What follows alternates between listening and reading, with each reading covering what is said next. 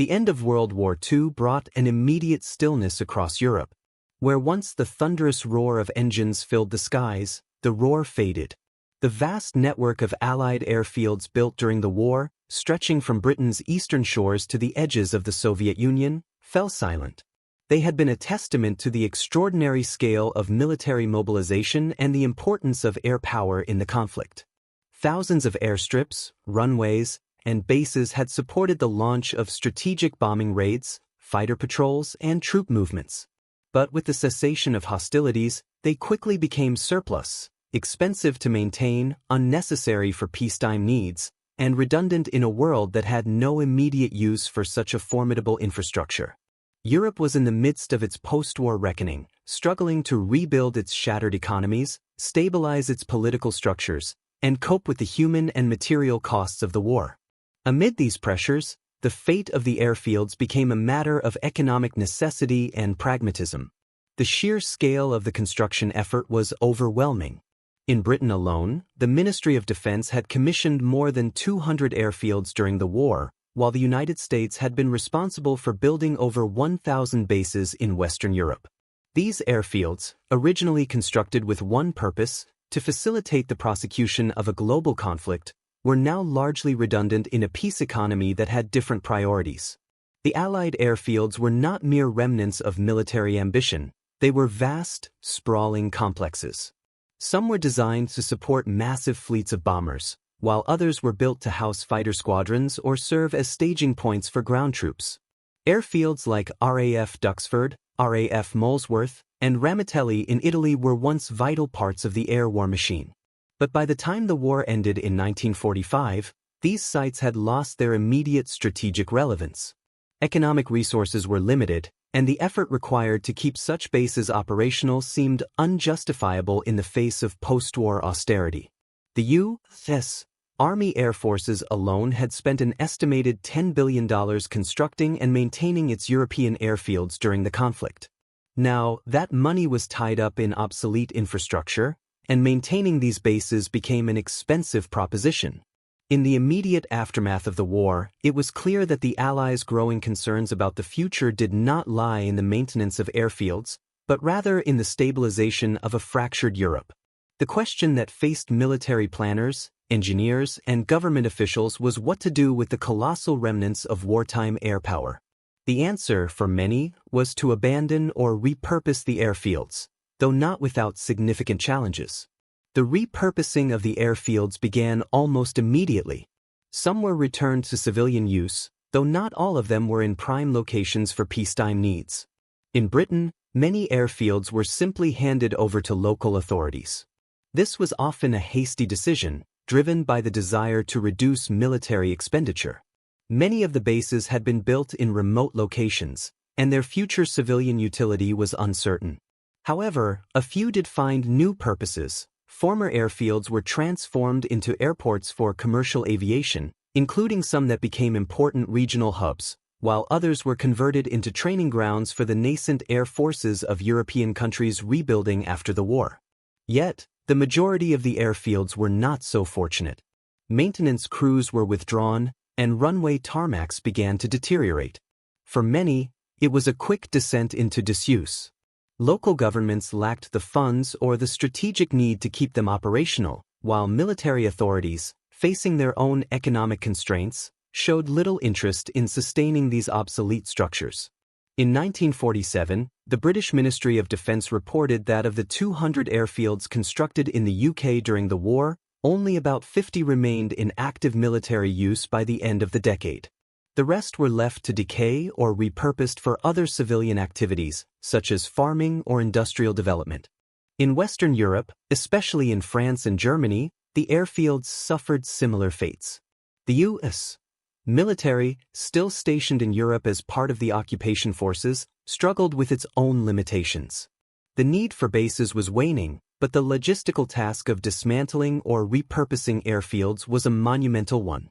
Between 1945 and 1950, forces in Germany closed down dozens of bases, many of which had been crucial during the war. In Germany, airfields like the ones in Wiesbaden and Augsburg were abandoned, left to be reclaimed by nature or eventually repurposed for commercial or civilian use.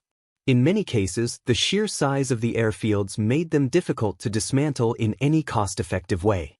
Some were simply left to decay, while others were plundered for scrap metal by local inhabitants struggling to rebuild after the war. For the Soviet Union, the fate of the airfields in Eastern Europe was different. In the aftermath of the war, the Soviet Union sought to consolidate its sphere of influence across Central and Eastern Europe. The former Axis powers, now defeated, were left in a precarious position. The Red Army quickly established control over numerous former Luftwaffe airfields, but they too faced a difficult balancing act. The sheer scale of these facilities was costly to maintain, and the Soviet Union's priorities shifted toward creating new bases closer to home. Despite this, the Soviet military did maintain a number of the former airfields in Eastern Europe, repurposing them as logistical hubs or regional airbases for their own operations. In some cases, Soviet authorities simply handed these airfields over to local governments or allowed them to fall into disrepair. Despite the immediate efforts to repurpose or abandon the airfields, the long-term consequences were felt in both the physical landscape and the broader economic context. In the decade after the war, the cost of maintaining such infrastructure in a peace economy proved to be unsustainable. The Allied powers faced mounting economic pressures as they sought to rebuild their war-torn economies. The vast network of airfields, many of which had been constructed with the expectation of long-term military utility, became symbols of a wartime past that could no longer be justified in the face of post-war financial realities. By the early 1950s, the situation had largely resolved itself. The airfields that had not been abandoned or repurposed lay in various states of disrepair. Some were slowly being reclaimed by nature, their runways overgrown with grass and their hangars crumbling into ruins. Others had been repurposed for civilian or industrial use, their original military purpose now a distant memory. Few of the airfields maintained their original significance. They were no longer the hubs of wartime activity. Instead, they stood as remnants of a conflict that had reshaped the continent, reminders of a past that Europe and the world were eager to leave behind. As the 1950s unfolded, the fate of the abandoned and repurposed airfields across Europe grew clearer. What had been built for war was increasingly being dismantled or forgotten. The vast scale of these airfields, which had once been symbols of Allied military might, now stood as remnants of a war that had ended almost a decade earlier. For those responsible for managing and overseeing the aftermath of these airfields, the question had shifted from repurposing to more urgent matters: cost-cutting, reconstruction, and the long-term financial burden of maintaining facilities that had outlived their usefulness. By the early 1950s, the full extent of the post-war economic difficulties was becoming evident across Europe. Countries that had been involved in the conflict faced staggering costs related to rebuilding their war-torn economies. Britain, France, and Germany in particular struggled with debt, unemployment, and inflation. At the same time, the Soviet Union's new control over Eastern Europe was focused not on maintaining the vast network of airfields left over from World War II, but rather on expanding their own sphere of influence and solidifying their hold on power in the region. In this context, the fate of the Allied airfields was inextricably linked to the economic constraints and shifting geopolitical priorities of the period. In the United States, the post-war drawdown of military forces in Europe had begun in earnest. By 1947, the United States had significantly reduced its military presence across the continent.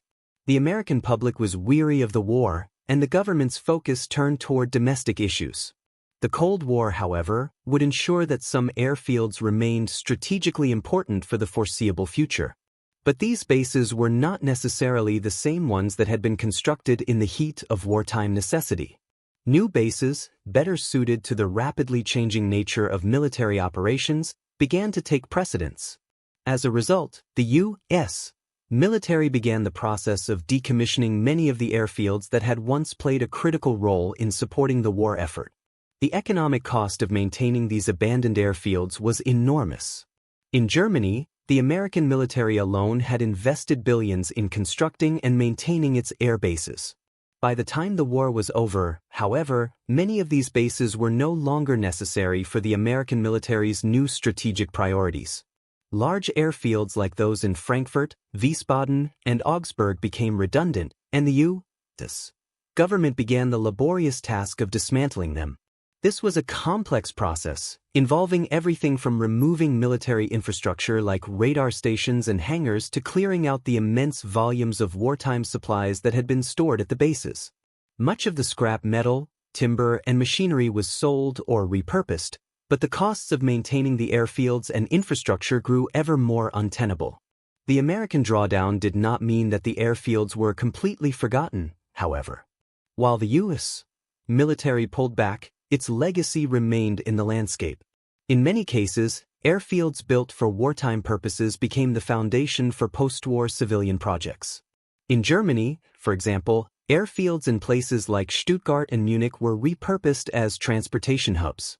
Some of the airstrips became regional airports or freight terminals. In Britain, airfields like RAF East Kirkby and RAF Elvington, once vital to the Royal Air Force's strategic operations, were transformed into museums, preserving the legacy of the wartime effort while serving a new role in civilian life. The repurposing of airfields for civilian use was not without its challenges, however. Many of the airfields had been built in remote areas, far from population centers, which made them less practical for use as regional airports or commercial hubs. As a result, many of these airstrips were left to deteriorate, overtaken by weeds and grasses. The cost of upgrading such airfields to meet modern aviation standards was often too high, especially for nations struggling with the economic aftermath of war. In Britain, the issue of airfield repurposing became an ongoing point of contention in the late 1940s and early 1950s. The British government, facing mounting pressure to cut military spending, began to decommission many of the airfields that had once been vital to the defense of the realm. By the early 1950s, the Ministry of Defense had closed or sold off nearly 100 of the country's wartime airfields.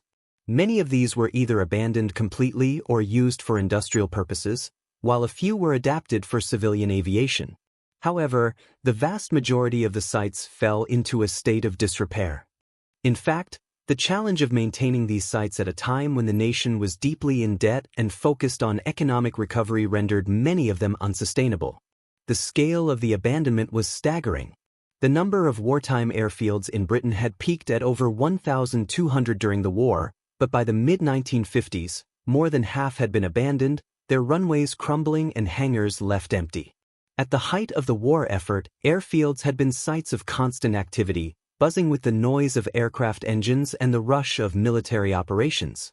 But as the war ended, these places fell silent. The structures that had once been teeming with activity began to slowly decay. It was not uncommon to see airstrips left in the hands of local farmers or even encroached upon by wild vegetation. In many cases, the military installations had been hastily built without regard for future utility, and thus had little value in a post-war economy that was rapidly changing. The overall process of dismantling or repurposing the vast network of wartime airfields was a drawn-out one, stretching well into the 1960s in some areas. As countries like Britain and Germany turned their attention to rebuilding civilian industries, the former airfields were increasingly viewed as little more than an expensive inconvenience. However, despite the abandonment of many of these sites, some airfields continued to serve as relics of the past, preserved by the efforts of aviation enthusiasts and historians. These survivors became places where the memory of wartime service was kept alive, sometimes as museums or memorials to the sacrifices of those who had flown from them during the war. Meanwhile, the Soviet Union's control over Eastern Europe meant that many of the former Luftwaffe bases in countries like Poland, Czechoslovakia, and Hungary were retained for military use. However, even in the Soviet bloc, the long-term cost of maintaining these massive airfields became a burden. With the shift in Soviet military doctrine and strategy during the Cold War, the need for large-scale airbases in the regions that had once been vital for Nazi Germany's air war faded. Many of the Luftwaffe airfields in the Soviet sphere of influence were abandoned or relegated to lesser roles.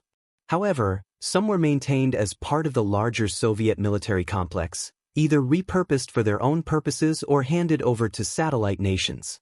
The transition from wartime to post-war utility was never a smooth one. For many of the former Allied airfields, the passage of time worked against their preservation.